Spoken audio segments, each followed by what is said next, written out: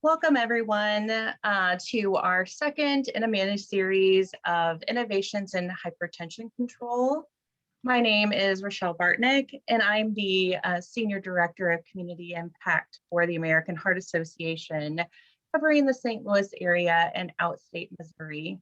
We certainly are glad you are here with us today to learn alongside key experts and each other on some innovative ways to address hypertension control.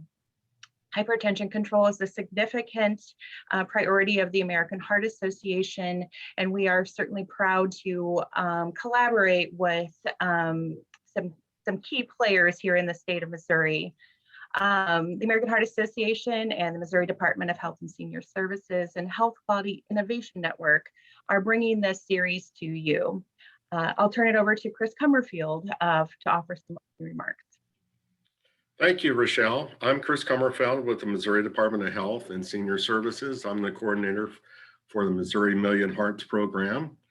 Thank you all for attending today's session, which will enable participants to learn how to utilize action planning to start an SMBP program and how to engage staff members to become successful SMBP clinic champions. Just a word about May. May, as probably everyone knows, it's Hypertension Education Month, and it is recognized by CDC and the National Heart, Lung, and Blood Institute. This virtual workshop series is a collaboration of the American Heart Association, Health Quality Innovators, which is the Missouri QIO, and the Missouri Department of Health and Senior Services, three partners of the Missouri Million Hearts Partners. Of course, there are many ways to lower blood pressure, and we are highlighting three promising innovations in hypertension control. Each of these programs in the mini-series have placed an emphasis on improving the quality of hypertension care for patients. Thanks again to all of you for tuning in today. Rochelle?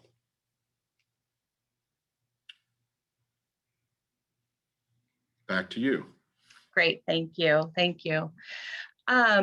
And so, yes, we are certainly excited to bring this second in our mini-series to you today.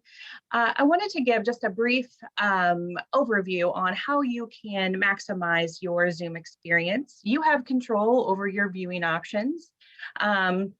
We recommend that you may need to exit the full screen and make sure your view is set to gallery view and a side-by-side mode. That will help to maximize being able to see the speaker as well as the contents that they're sharing.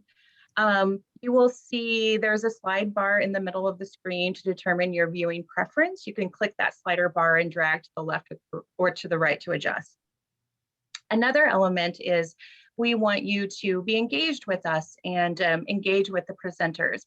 We would love for you to use the comment box or the chat box to ask questions.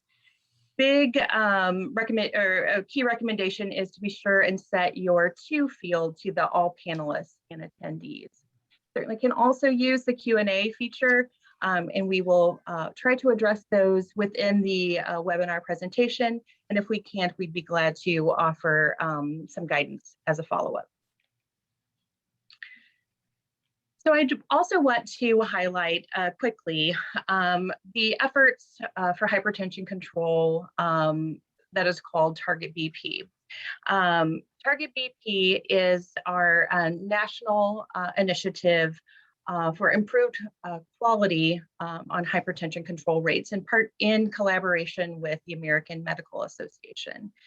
Target BP includes data collection, as well as information and resources for clinicians and patients, and national recognition. Our deadline for data submission for national recognition is coming up this week, this Friday, May 28th. If you've not had a chance to register your organization, you can register at the site you see on your screen, as well as look through the resources that are online related to data collection. There are worksheets and a note about other honorees from previous years, and the sky's the limit. So sure, and check that out before the end of the week. All right, well, I'm excited to introduce our panel of experts.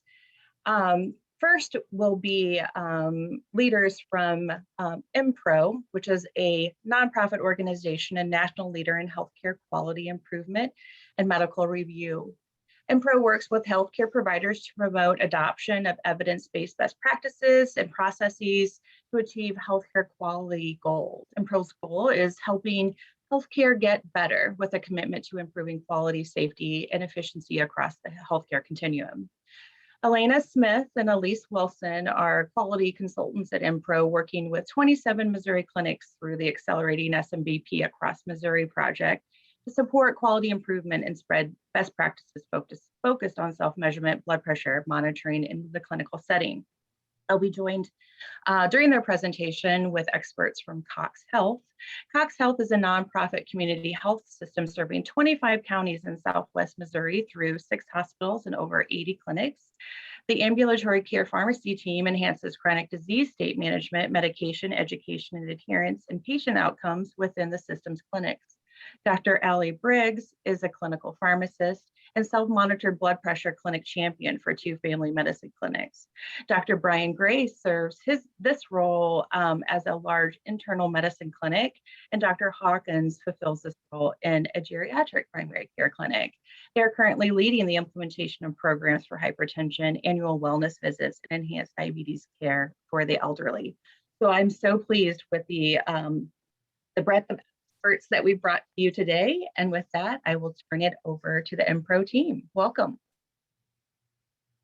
Thanks so much, Michelle. Really happy to be here today. My name is Elise Wilson. I will be joined by Elena Smith, my colleague, as well as that Cox Health team of clinical pharmacists. And today we are going to talk about our project through the Missouri Department of Health and Senior Services to implement SMBP, or self-measured blood pressure, in the clinic setting. And a very important piece to doing that are SMBP clinic champions. Next slide, please. Thank you. So today we are going to give a high-level overview of the Accelerating SMBP Across Missouri project. We will review an action planning document to help implement SMBP in the clinic. We'll also describe the role of our clinic champions and highlight our SMBP champions and their best practices through our Cox Health team who is on here today. So Rochelle gave a great overview of our nonprofit organization, MPRO. Fun fact, we are based in Michigan. So a lot of our work has been virtual, both with the department and with the clinics participating in the project.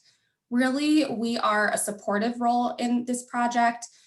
We offer our clinic champions one-on-one support and assistance, while our clinic champions are on the ground educating care team members about SMBP, enrolling patients to self-measure, following up with them, etc. So our clinic champions are really what is driving SMBP forward in Missouri.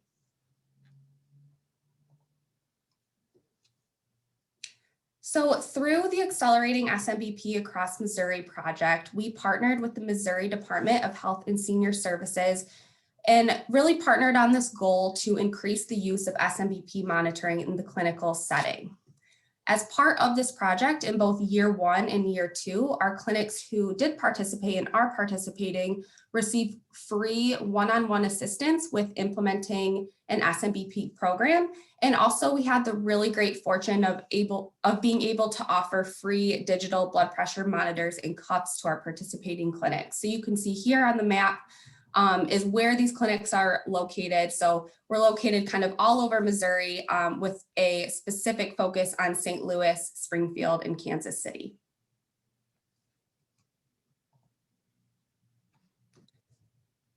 So really high level overall purpose of this initiative is to support clinics in those metro areas that I had just mentioned, to implement and sustain SMBP programs for at least 100 patients, although of course the ultimate goal is to sustain this and to continue to enroll patients to self-monitor their blood pressure at home. And we're hoping to have the overall impact of improving outcomes for patients with hypertension, improving patient knowledge, improving clinic processes, enhancing medication adherence, and enhancing the quality and accessibility of care for people with high blood pressure. To achieve this, our team created a training for all members of the care team to attend. In year 1, this was in person for 1 day. And in year 2, we actually spread this out and had a more virtual concept where it was 1 hour a week for 6 weeks. We then worked with our clinic champions to assist them with the implementation of SMBP. So this next slide shows that SMBP action planning document that I had mentioned earlier. So as follow-up to each training session, the clinic champions received this document and filled out the action plan. Each week has guiding questions for clinic champions to address in their clinics. And these questions were developed to support champions in the steps to take when considering SMBP and implementing SMBP in the clinic. So things like, who are you targeting for SMBP? How are you going to target them and reach out to them? How are you going to get data from patients? How are you going to follow up with them? So all things as part of the SMBP process and what those elements are to have a really robust SMBP process in the clinic. So now I'm going to turn it over to Elena Smith to get more specific about our clinic champions and their roles when implementing SMBP in their clinic. Thanks, Elise. So you'll hear from a few of our clinic champions in a little while, but our team is really focused on them. Those are the staff members that we engage with most frequently and the people that we send updated information to, the people we reach out to if we have questions, and the people who are supporting the SMBP projects within their organizations. The clinic champion role is diverse, and we'll get into some of the things that they do to try to make their programs as successful as they can be. So first off are the champion roles and responsibilities. So the MPRO team discovered our champions early on. As you saw in the action plan, it was the first question we asked training participants to identify, and most often the champions were the people that were attending our training already, but we also asked them to identify maybe an extra person as a champion as well. And that's because an engaged champion can really help support an SMBP program and make it the best it can be. They're the leaders of the SMBP program, the person other people, staff member, go to when they have questions. They communicate the purpose and scope of work for SMBP and give updates as they become available. They also help to promote SMBP within the clinic and make suggestions for improvements. They're responsible for bringing key personnel together. And maybe the SMBP program is within a pharmacy and the champion needs to work with local clinicians to refer patients to the SMBP program. They help make SMBP education and resources available to staff members and patients, whether it's in the creation of folders that they give out to individual patients with patient-facing materials, or a binder of resources for staff members to reference as they enroll patients into SMBP programs. The champion stays in touch with our team, but they also watch out for SMBP news from sources like the AHA and then disseminate that out to their team. They share progress toward goals with the care team, like maybe making a goal to enroll 50 patients in SMBP each year and keeping track of that somewhere all staff members can see progress, or announcing it at team meetings. Lastly, they help to develop a policy or protocol for SMBP so staff members always have something to reference. The champions in all of our clinics are the ultimate supporter of SMBP programs, and they have the influence to encourage other staff members to be active participants in the SMBP program to really make it successful. In order to promote SMBP within their clinics, SMBP champions had access to tons of resources. There are so many resources that are out there, from the AHA, AMA, MDHSS, and Million Hearts. Some of our favorites are listed on the slide. The first one is a one-pager that you'll see over there on the right. And that's something that a lot of our clinic champions place within a folder for their patients to be able to take home with them. That one kind of just helps explain what self-measured blood pressure is. The next one is an SMBP infographic that was also included in the folders that showed the proper position and measure steps. And then finally, that last one is an SMBP video. It's a great resource to be able to give out the URL to patients so that they can watch something at home. Oftentimes we're teaching the patient a few times and asking them to teach it back to us, but then when they get home, they may forget some steps and need that visual cue. So letting them go in and check out that SMBP video that's pretty short and concise and really lets them know exactly how to walk through a measurement can be so beneficial. So this is another tool that we oftentimes lead our champions to check out. This is the SMBP model checklist and key questions. This resource is great to use to assess the progress of your SMBP program. So if your processes are implemented or need to be reinforced, this is a great way to decide that. So as you can see, it's divided into certain areas. Here you have the SMBP scope. So that's where you might ask yourself, how many monitors do we need? Are we going to have a loaner program, which is what we always suggest for all of the clinics we work with? Or are we going to be able to supply enough devices so that patients can just keep the devices and we can continuously re-enroll them in SMBP programming as needed? Then there's a section on key SMBP staff, things like, do you have enough trainers to be available daily? We always suggested that our SMBP champions go back into their organization and do a train the trainer model. So our training style was definitely train the trainer. SMBP patient identification and support activities. How will patients be identified? So as you saw on that action plan, that was one of the very first questions we asked. Is that going to be, are you going to target those patients that fall outside of that controlling high blood pressure measure? For SMBP data management, how will patients record or share their data back with the care team? That's something we walk through with all of our clinics as well. And then lastly, community linkages. And this can be a really important one. So things like let's see here, coordinate or supply food security resources. Are there good resources out in the community that you can reach out to that could help a patient out outside of just the SMBP program?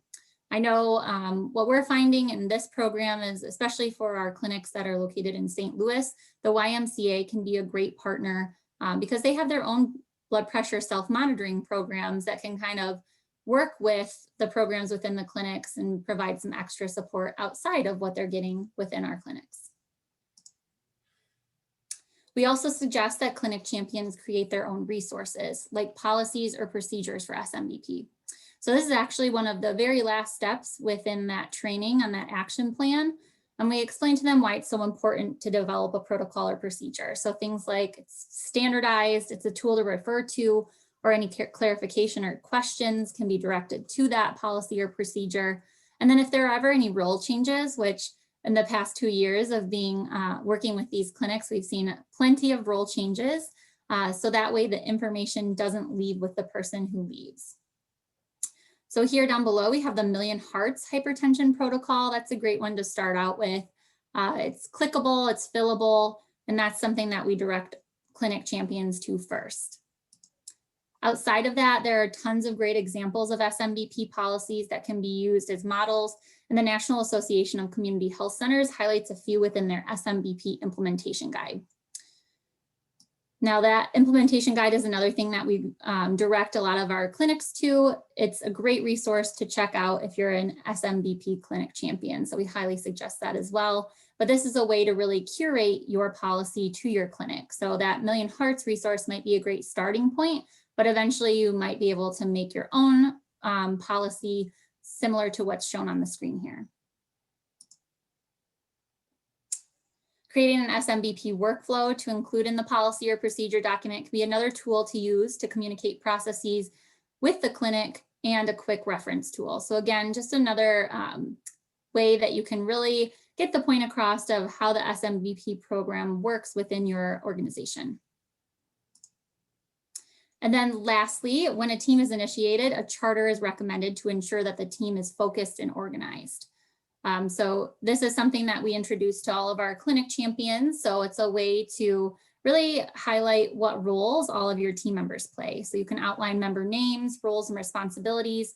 You can include all team members into the development of the charter, can define team goals and the measures and targets. And then you can write down any timelines or any deliverables that you might have to submit. And then it really just helps to reduce confusion. If you've got a place outside of even just your policy that explains individuals' roles, it's a great place to reference, again, when you get new staff members or things like that. The next thing I want to do is just share some champion best practices. The first one is from one of our clinic champions, Lindsay Orcutt, out of Access Family Care Neosho. She created this great resource. So when a patient hasn't returned a loaner device as it's been scheduled to be returned, the best practice is to call them twice and send them one letter reminding them about returning the device, while also making sure that they continue to receive care even if they lost the device or don't plan to return it. It's kind of a thin line. So Lindsay and her team actually created this resource to help convey that message. So you can see that she uses some nice language about their focus is taking care of you and helping you remain compliant in your care. We're asking you to keep the blood pressure cuff we loaned you. You don't need to return it back to us, but we do want you to know we would love to stay in contact with you so we can make sure your blood pressure goals are reached. You are the star of your show. We want you to be as healthy as can be. So really encouraging the patient to still seek out care from your clinic, but if they do have the device, they could bring it back in. But if they don't, then it's okay and they don't expect to get it back. And that's something all of our clinics know as well. There is going to be some loss of devices if you do have a loaner program, but having some tools like this can help encourage patients to still be seen. We also help our clinic champions create blood pressure monitor loaner agreements, and there are several of these available for use. But sometimes you need some additional information, like including the number of days they're supposed to measure, who they will send their measurements to, and how often they're sending those measurements, when they will return the device, and who to reach out to with questions. This clinic even requested a space to put the patient's goal blood pressure so that they kind of know what to look for. And making just some personal touches like these can really make the SMBP process more organized and give staff all the tools they need to walk a patient through the SMBP process. And the last resource I'll share today is when the COVID-19 pandemic started last year, we had to work quickly to educate the organizations we were working with. One way we did that was to create a new blood pressure inventory management form. This form helped clinics track their devices and when they were cleaned and safe for redistribution after return. We educated the champions about cleaning and disinfecting devices, which included letting them sit for 96 hours after cleaning and disinfection, along with a process for how to make that work within their organization. This log was in addition to that process, and it helped them keep things organized. We continue to work with our champions to create resources that meet their needs so their SMBP programs can be as successful as possible. If you're interested in getting access to any of the resources we discussed today, feel free to email our team at smbp@mpro.org, and we'd be happy to send those to you. And with that, I will turn it over to our Cox Health team, Brian Grace, Allie Briggs, and Stephanie Hawkins. Thank you, Elise and Elena. A refresher, a little bit of a background for Cox Health. It is a not-for-profit community health system in Springfield, Missouri. It includes 6 hospitals with over 80 clinics. Next slide, please. So currently, our SMBP program is integrated in 4 clinics, each with unique patient populations, including internal medicine, family medicine, and geriatrics. As you can probably imagine, each of these clinics does have some varying workflows, making it important to ensure standardization of the program.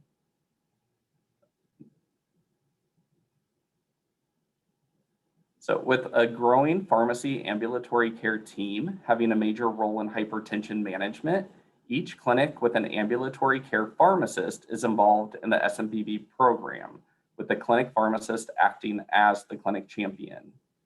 So when we started, the devices were all numbered and divided between the clinics with a set number allocated to a reserve inventory to ensure that we as a team did not run out of our entire supply.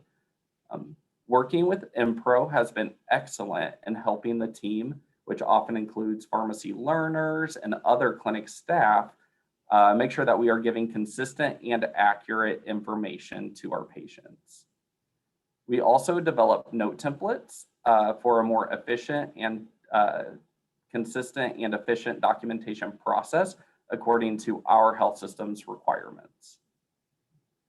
Next thing that we thought has been very helpful for our team is we do meet on a regular basis. This is typically monthly, both internally as a pharmacy team and externally with MPRO to ensure our processes stay relevant and up to date.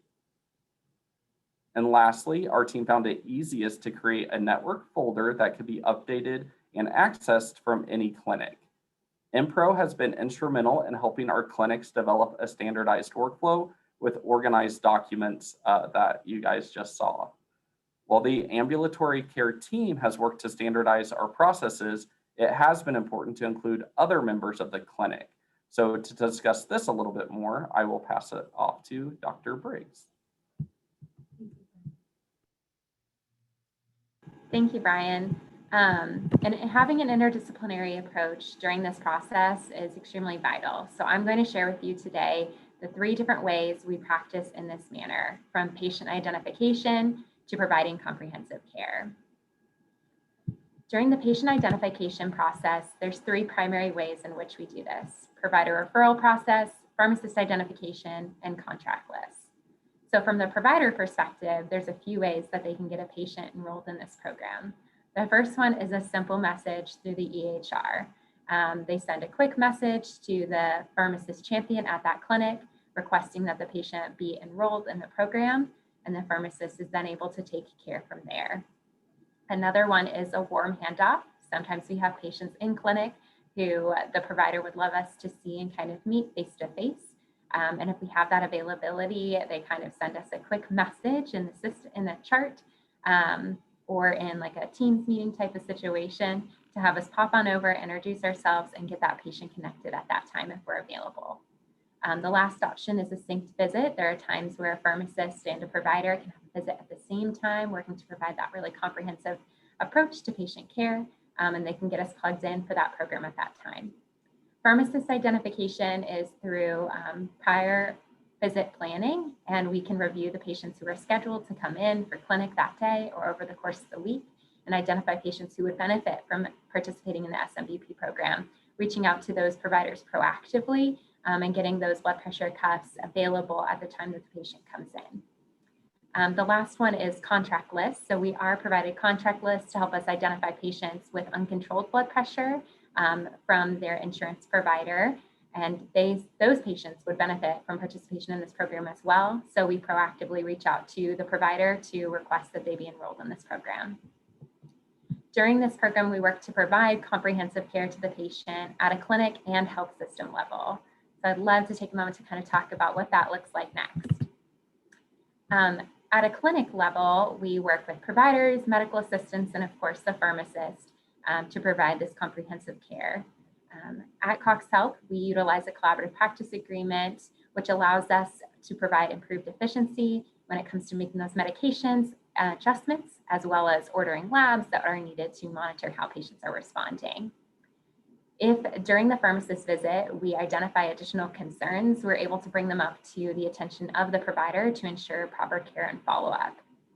Working with our medical assistants, the medical assistants are vital in demonstrating proper blood pressure technique during the rooming process and really sharing the importance of getting accurate blood pressure readings while in clinic and at home. They can also provide education to the patient regarding tips and tricks to get great blood pressure readings while they're in clinic and at home, and connect them with the pharmacy team member as well. Last is, of course, the pharmacist. So as the clinic champion for this program, we work to provide education to the patients, providers, and our clinics as a whole, calibrating blood pressure monitors to ensure they're accurate, and following with the patient throughout this entire process, from enrolling them to gathering their blood pressure readings to ensure getting proper care. At a health system level, we're fortunate enough to have the Center for Health Improvement and Population Health team. A great example when we utilize the Center for Health Improvement is if we identify an opportunity to make adjustments in lifestyle. When it comes to making changes in our diet, it can be tricky at times. There could also be other complications such as renal disease or diabetes, and the patient could really benefit from more of those targeted changes. So we can refer them to meet with a registered dietitian at our Center for Health Improvement. The other option is the population health. The population health team is able to connect patients with resources in the community. They can be connected up to a nurse care manager who can also help them navigate the complexity of the healthcare system. With a comprehensive approach, it's important to have a streamlined and logical workflow, which Dr. Hawkins will speak to next.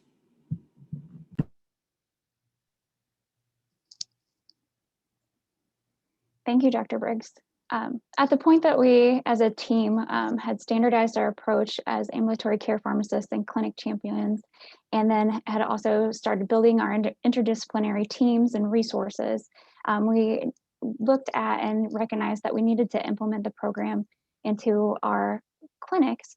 And we recognized that we would need to capitalize on workflows that already existed and the ways that we were already supporting those patients, and also to standardize our processes so that we could reach the greatest number of patients and provide the highest quality of care. Next slide. Some of the ways that I'm sure that most clinics are kind of integrating with SMBP with their patients are that the nurses are already checking blood pressures at patients' office visits. They were also already meeting with patients and at nurse-only visits and providing that patient education on how to check a SMBP, and then also checking the patient's home devices for accuracy. We were already asking patients to log their blood pressures and giving them instructions on how to do that and return the blood pressures to our offices. And then, of course, our providers were looking over and managing the hypertension and making those adjustments to their plans, and as Dr. Briggs was saying, referring those patients for hypertension management follow-up services. The piece that was important about recognizing what workflows already existed was that we also recognized there was variability in each of those processes from one nurse or one MA, from one provider to the next, in between our clinic practices. And that variability created a situation where the support staff was unsure of what instructions to give to the patient and how to best support those referrals. So at that point, it became very clear that we needed to have a standardized approach within our clinics and with all of our staff in order to keep the message consistent for our patients and to best care for them. Next slide. So to do this, we involved all the levels of our clinical staff, including our clinic manager, our office coordinators, front desk staff, billing specialists, and of course our clinical staff, the MAs, nurses, nurse practitioners, physicians, and ourselves. And as Dr. Briggs was mentioning, multiple other people that help us care for these patients in this interdisciplinary approach.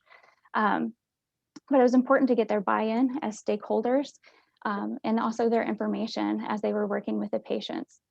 We were also able to utilize the materials that MPRO provided us with from the AMA and AHA to standardize the education that we were providing to patients, to standardize how we were validating those home blood pressure monitors for accuracy, how we were even checking our blood pressures within the clinic itself, and how we were asking patients to time their blood pressure readings and log them.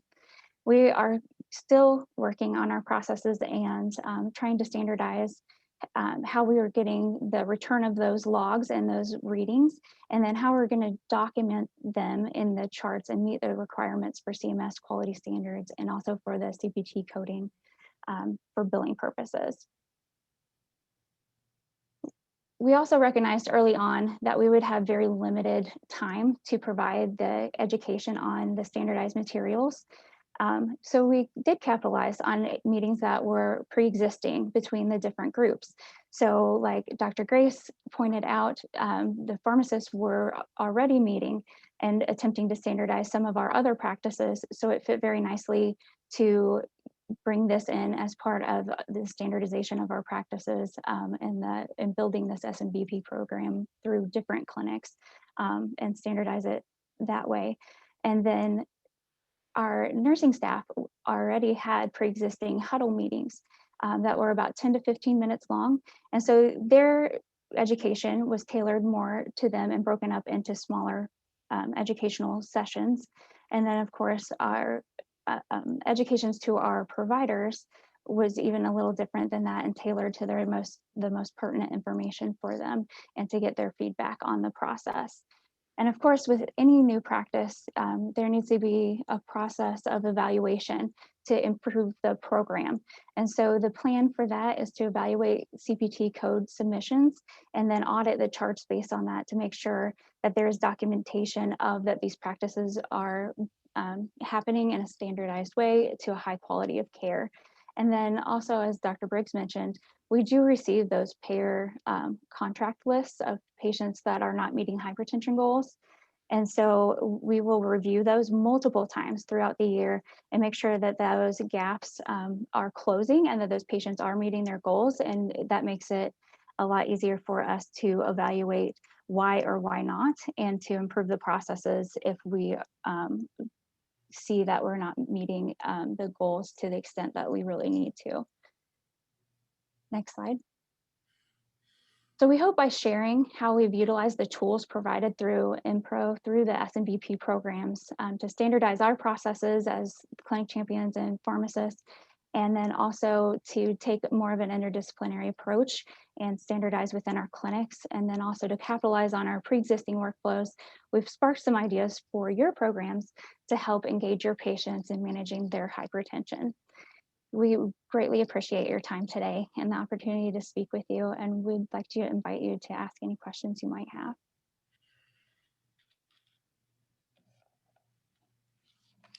So thank you so much to all of our speakers today. You guys just gave an excellent presentation on SMBP and successful program implementation. My name is Mary Ann Kimball, and I'm with Health Quality Innovators, and I'm going to facilitate the Q&A. So if anybody anybody would like to ask a question at this time, you can enter it into the chat function, or if you'd like to raise your hand to verbally ask your question, we can unmute you and you can ask your question that way.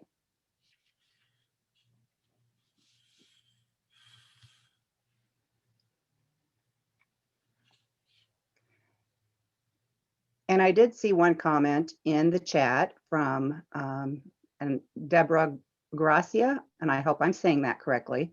And she would like to connect with Cox Health to review their process with their clinical, with her clinical pharmacist. So if you guys could perhaps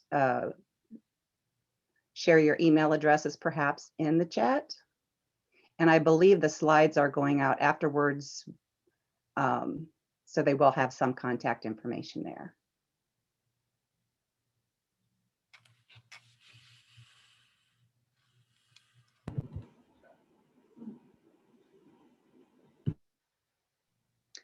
Okay, we are going to bring Judith off of mute. Thank you. My name is Judith Mtamba. I work for Catholic Charities of Central and Northern Missouri. We already work with older adults as we implement the commodity supplementary food program, and we are going to be opening a pantry in Jefferson City. We already noticed that quite a number of those people are hypertensive, and we would like to start doing something connecting with all that you are working on. And I see already your program, you are working with people, like based at clinics, but we are in the community. And I would like to see how to start implementing a program coming from the community, linking with the healthcare at clinic level. So all the details like which blood pressure monitors, all that is required so that we can come up with a protocol which enables us to link up with the clinic to give those services to the people we already serve. Thank you.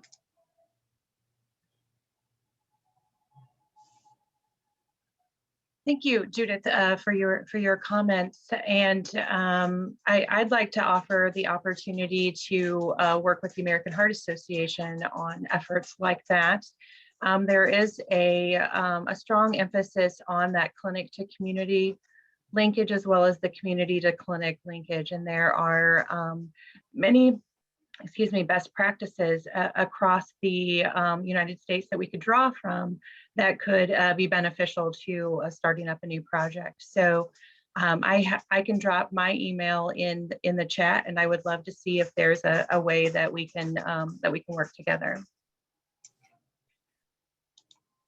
And Marianne, I did see a couple questions in the Q&A if you would like to jump on those. Certainly. Thank you. We have a question from Kathleen Graham. How many monitors per practice, and what entity provides the TA to the practices? So that would be for any of the panelists.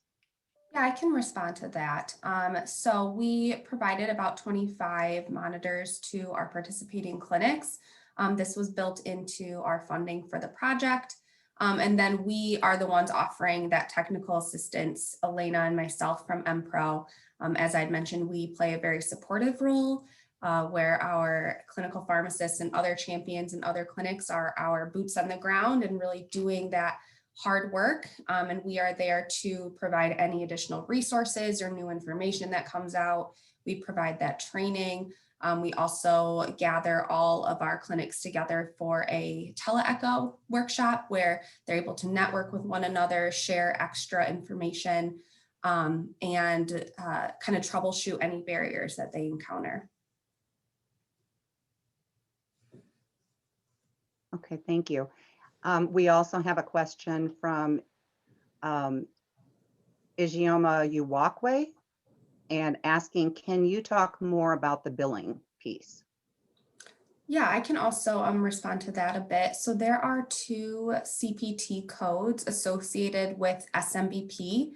The first CPT code has to do with the calibration of the devices and providing education to patients about how to properly self-measure at home.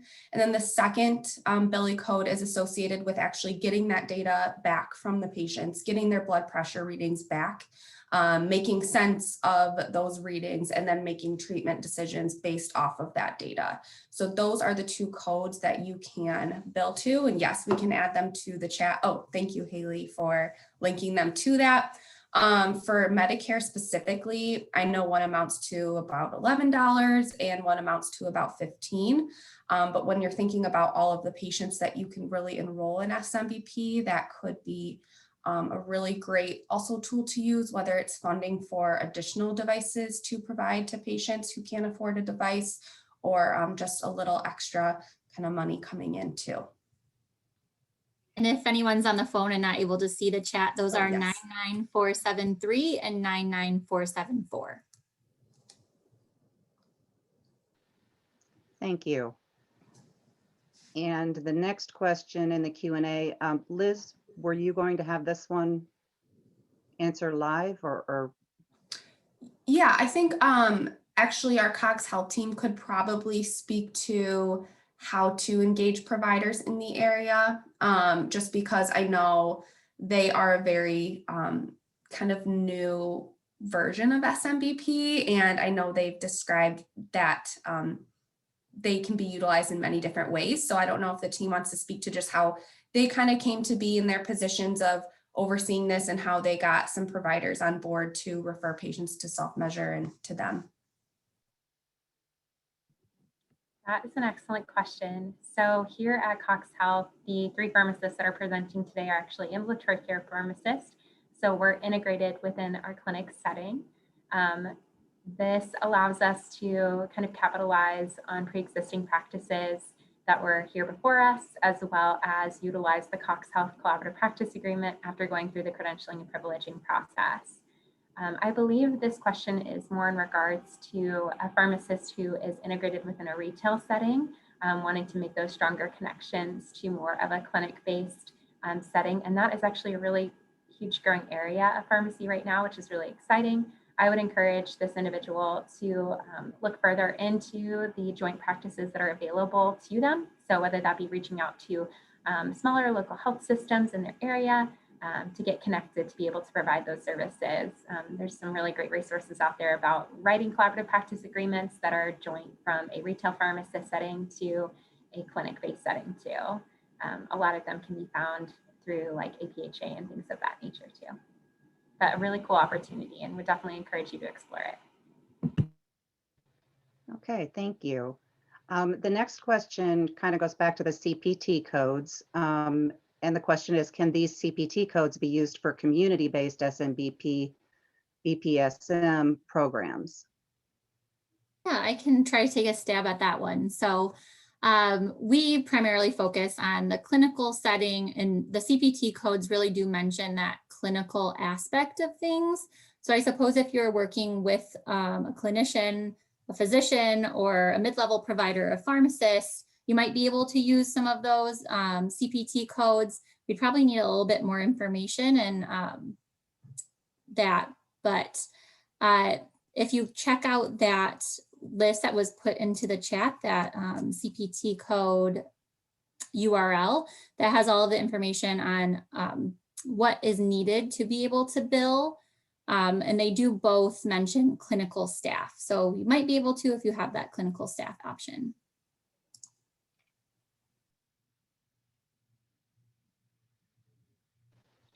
Okay, thank you. And the next question just says, can we get a recording of today's event?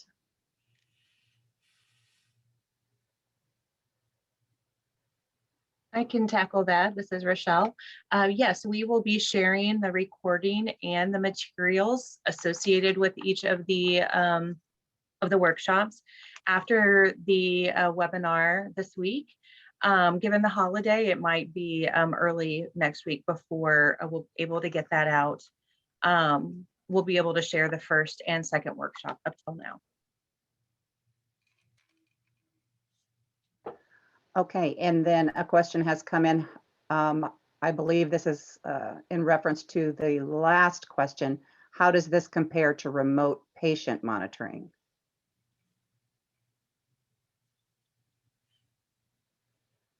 I can speak a bit to that, and Cox Health, if you all want to jump in if you have anything else to add. But again, that CPT code resource also then relates it to remote physiologic monitoring and the codes that you can also kind of bill along with that, or how they're related.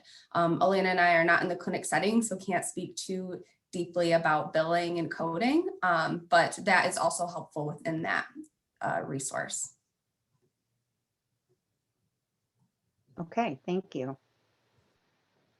And I do not see any other open questions at this time.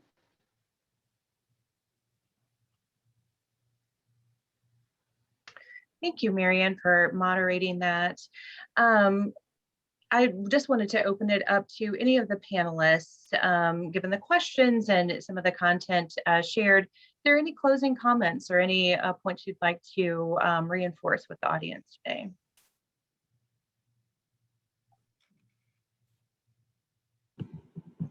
I think, we're all very appreciative of the opportunity to kind of share our experience of integrating this program into the different practices that we work in.